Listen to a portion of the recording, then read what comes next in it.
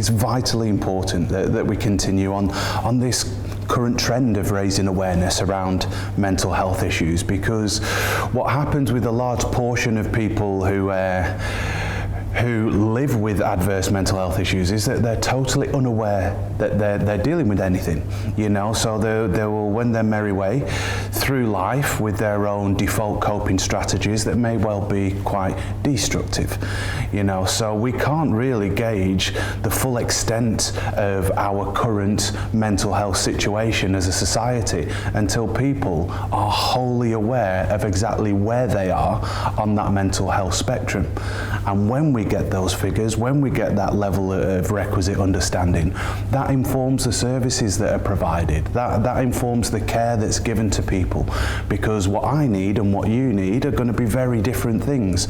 The more information we gather, the more empowered we are as individuals, the more comprehensive the services can be.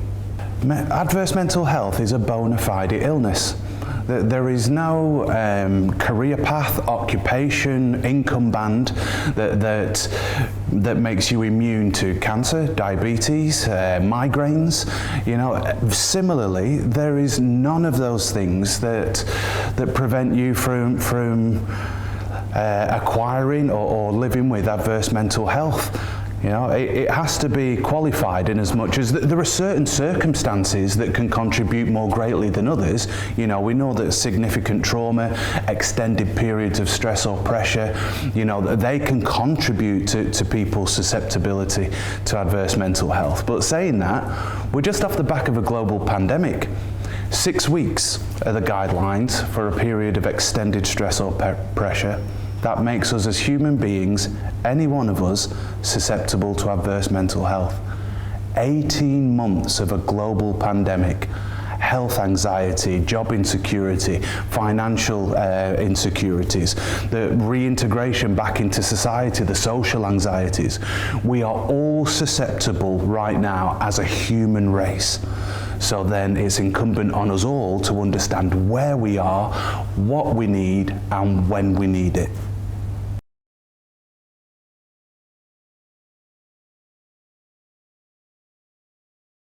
The online training course that Mind have created in conjunction with UK Coaching is a fantastic resource.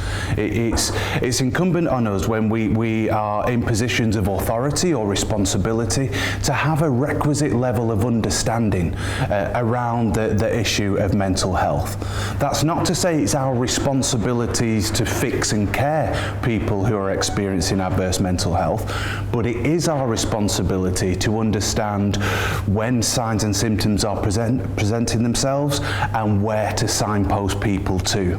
And this is one of the most invaluable first steps in upskilling all of our coaches around the UK so that they understand not only the information in and around mental health, but also the boundaries of where their responsibilities end and professional services begin.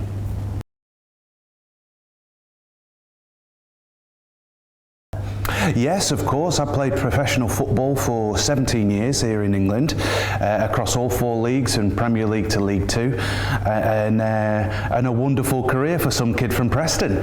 Got to several playoff finals, Millennium Stadium, Wembley Stadium, elected chair of the PFA in that time.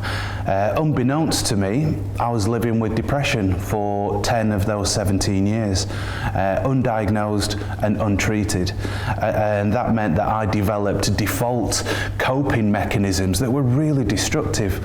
For a long period of time, I thought that I was an addict. I thought that I had substance issues. Well, what transpires, and it's a distinction that I can only draw in therapy, in looking through my life and my motivations and what my actions were about, I was an expert at avoiding emotions.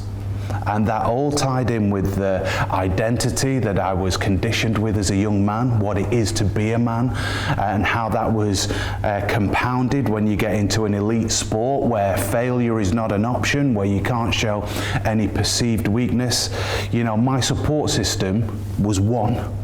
And it was one person who held a success or failure polemic view on life. it was very, very destructive for me as a human being. So that brought me to 5 suicide attempts in my life, which, you know, I can sit here now and look back on as almost as though it was a different person. Although I do own and claim those times in my life, because they underpin where I am now. My understanding of myself as a whole being, that holistic knowledge of who we are as human beings, that enables us to set parameters of success and failure that we hold dear. I no longer look for external validation in what I do unless you are someone who's in my inner sanctum. And that's the very basis of living a life of contentment and gratitude.